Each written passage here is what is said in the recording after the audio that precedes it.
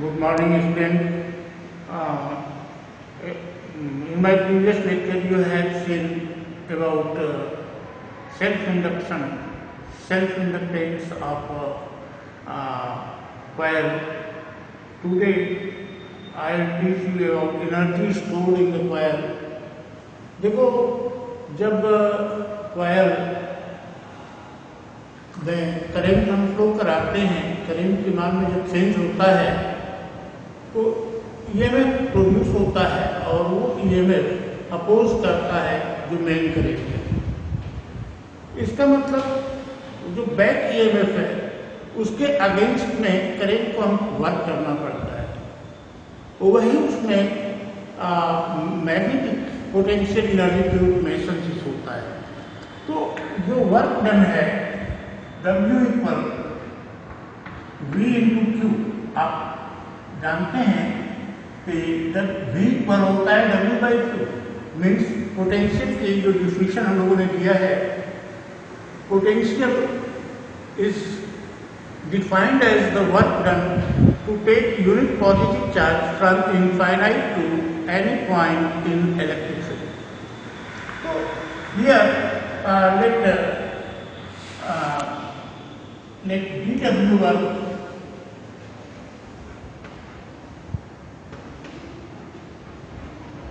is done in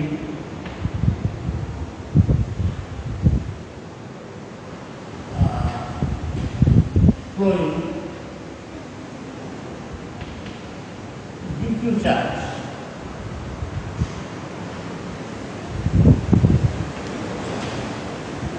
क्या हो जाएगा आपका dW1 इक्वल हो जाएगा E dq, मीन्स क्या नॉट ले रहे हैं, इंजीनियरिंग साइंस से हमको कुछ लेना देना नहीं है यहाँ। E आपका हो जाएगा L di बाई dt, ये हम लोगों ने पढ़ा है L equal E upon di by dt, ये इसके पहले हम लोगों ने पढ़ लिया है। यहाँ से equal L di by dt यहाँ हम रखने जा रहे हैं, dW equal L di by dt into dq, और dW L dq by dt into di। इसमें dq by dt is the current, dW equal Li di integrating dW equal L integration I di और W equal L I square by 2, that is potential energy U equal of L I square.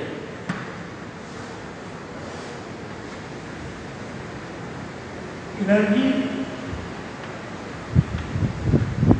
stored in inductor.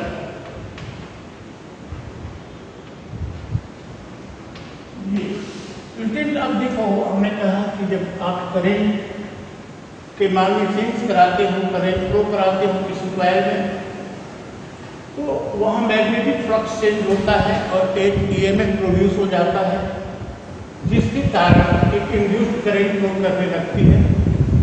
It always opposes the cause by which it produced. Main current अगर increase कर रही है तो current का oppose करेगी, current के opposite direction में होगी। मेन करंट अगर डिक्रीज कर रही है तो जो इंड्यूस्ड करंट होगी वो करंट की ही डायरेक्शन में होगी। तो ये जो इंड्यूस्ड ईएमएफ है इसको बैक ईएमएफ भी बोलते हैं, उस दिन हमने आपको बताया था। तो ये जो इंड्यूस्ड ईएमएफ है इसके अगेंस्ट में वर्क करना पड़ता है और यही वर्क मैग्नेटिक पोटेंशियल एनर्जी के रूप में संचित हो जाता है उस इंडक्टर। तो वर्क आपका V इंटू क्यू होता है, हमने मान लिया dq वर्क किया जाता है और करंट चार्ज आपका फ्लो dq कर रहा है। तो डी डब्ल्यू पर mod of E D Q हमने मॉड क्यों लिया, इसलिए कि हमको यहाँ निगेटिव साइड से कुछ लेना देना नहीं है। E equal L D I by D T यहाँ से हो जाएगा, ये हमने रख दिया।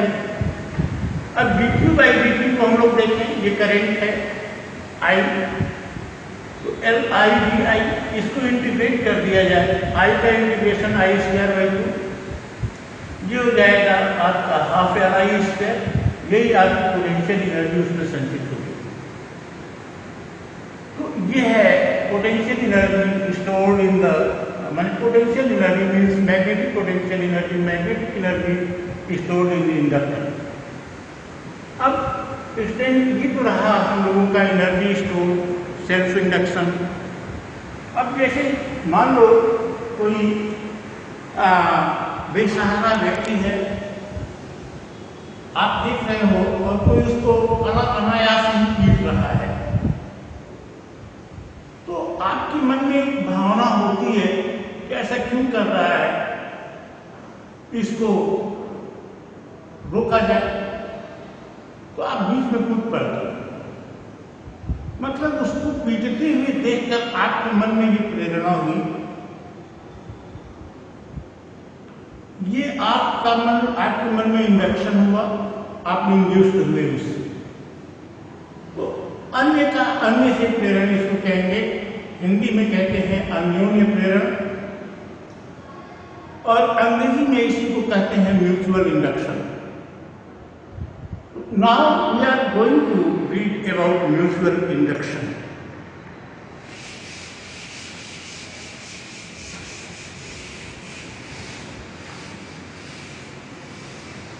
ये देखो हम दो कॉइल ले रहे हैं,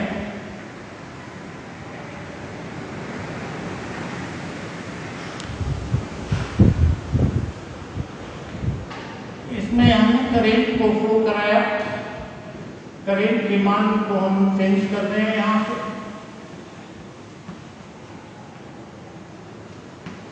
डी आई, इसको और इसके नजदीक एक कॉइल रखी हुई है।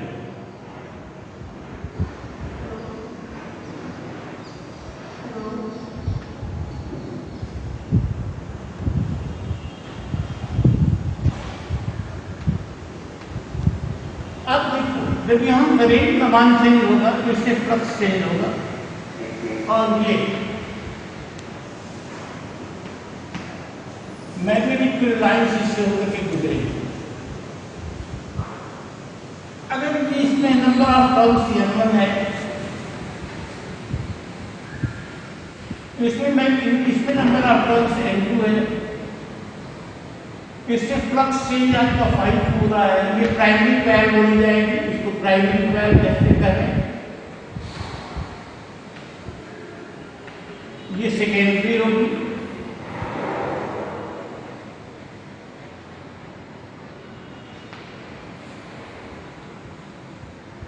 सेकेंडरी में जो फ्लक्स चेंज होगा, सेकेंडरी कॉइल में जो फ्लक्स चेंज होगा, इस फ्लक्स के चेंज होने के कारण इसमें एक ईएमएफ प्रोड्यूस होगा, और इसमें ईएमएफ अगर प्रोड्यूस होगा तो इसमें जो करंट की डायरेक्शन होगी, एक करंट को आप करने लगेगी, गैल्वेनोमीटर आपका डिफरेंस, ये आपका ये इसमें आपका जो N2 हम कहेंगे जो फ्लक्स चेंज होगा, इस प्रोपोर्शनल को जो इसमें करंट फ्लो करेगी, DI1,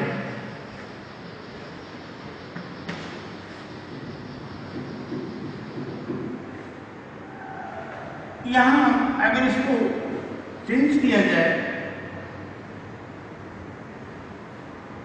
इक्वलिटी में, तो हमको मिलता है N2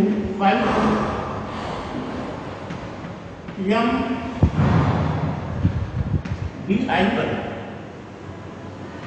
और N equal N2 upon DI1, ये मिलता है। N को हम कहते हैं It is coefficient of mutual induction.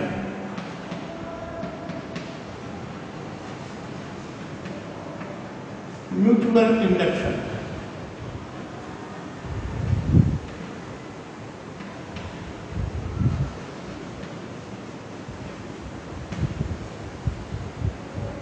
हुआ क्या? If we change value of current in primary coil, then an induced EMF will produced in secondary coil.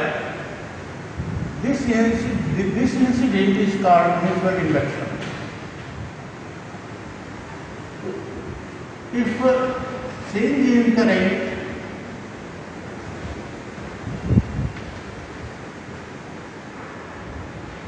take place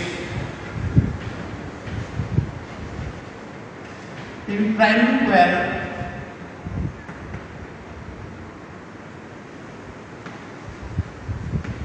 then an induced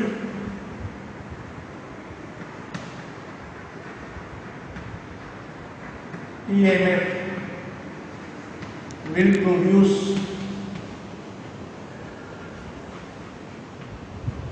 in secondary coil.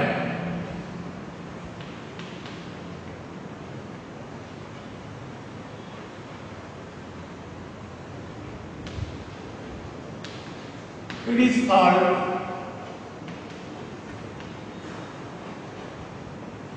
mutual induction.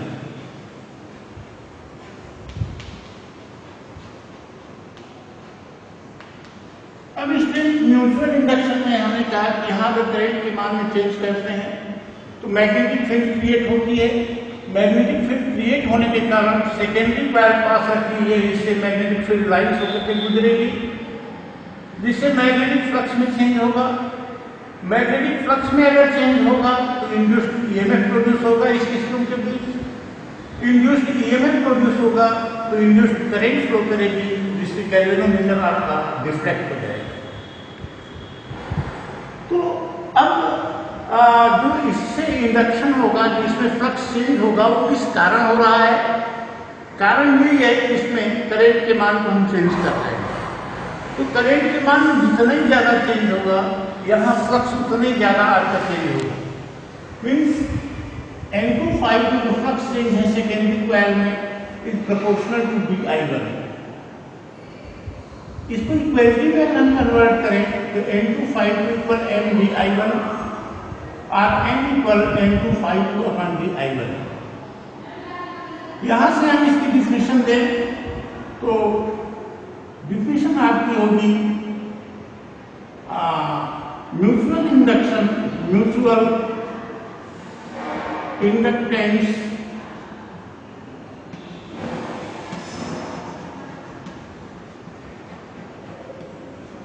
of a coil is equal to number of flux linkage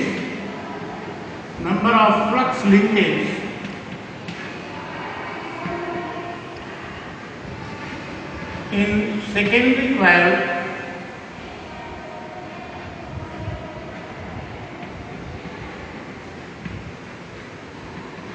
if change in current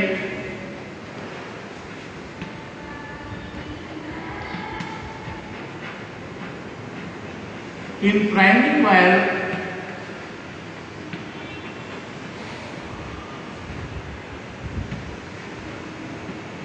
is unique। तो जो mutual inductance है वो क्या होगा? Number of flux linkage के बराबर होगा secondary coil के। कब? जब प्राइमरी कॉइल में करंट का चेंज यूनिट हो। एक इसकी डिफिनेशन और आप देखें, हम जानते हैं इक्वल, यहाँ इक्वल कर लिया जाए -N d∅ या N∅ N2 ∅2 अपॉन dt। तो ये हम n डिफाइन कर लें आपकी सुविधा के लिए। अब आप यहां देखो m इक्वल इस फार्मूले में वैल्यू रखें n2 या n2 की हो जाएगा -e2 dt अपन di1 और n equal -e2 upon di1 by dt।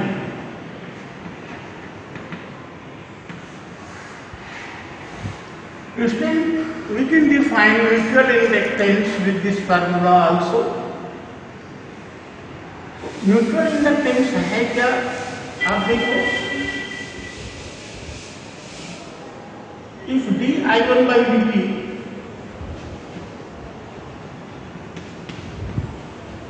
equal 1 ampere per second, then m equal means induced EMF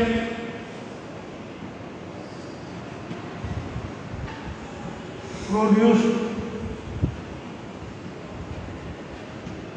between ends of secondary coil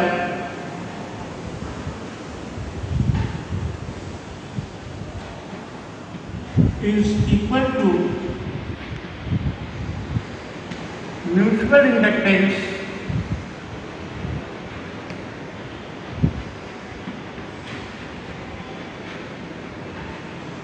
of coil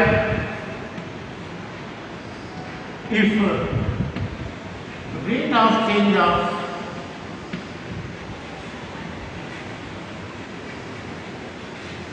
of current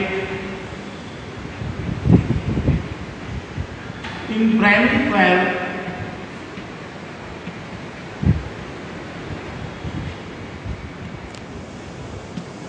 is unit।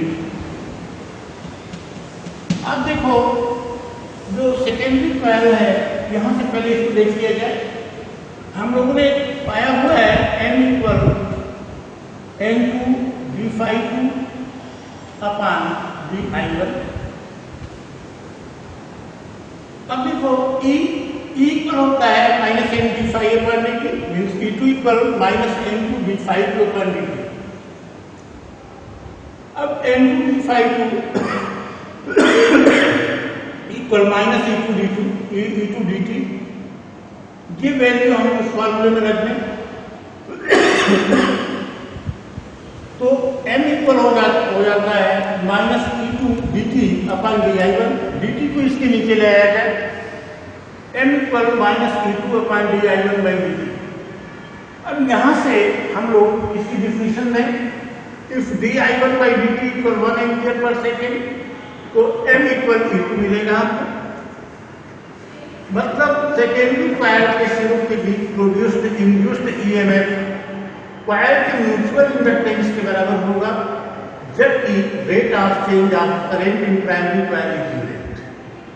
तो ये रहा हम लोगों का mutual induction, और हम अपने नेक्स्ट लेक्चर में आपको बताएंगे about mutual induction of solenoid, long solenoid। For today, thank you, have a nice day।